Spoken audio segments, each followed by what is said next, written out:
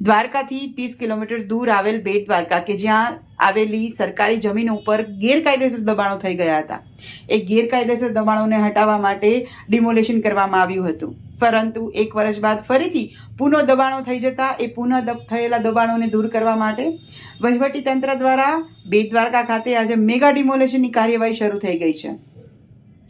બેટ દ્વારકાના બાલાપર વિસ્તારમાં અંદાજે 400 જેટલા આસામીઓને નોટિસ પાઠવવામાં આવી હતી અને આ નોટિસ સમય મર્યાદા પૂર્ણ થતાં આજે એમના કાચા પાકા મકાનો કે કોમર્શિયલ વિસ્તારને જે છે તોડી પાડવામાં આવ્યો છે.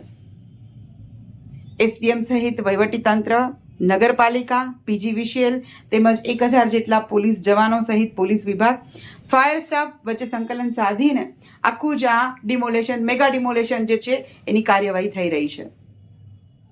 યાત્રિકોને કોઈ તકલીફ ના પડે એટલા માટે બેટ દ્વારકા યાત્રિકોને, દર્શનાર્થીઓ માટે બેટ દ્વારકાનું દ્વારકાધીશ મંદિર બંધ રાખવામાં આવ્યું છે, પરંતુ નિજ મંદિરની અંદર બધી જ સેવાક્રમ પરંપરા મુજબ ચાલુ છે.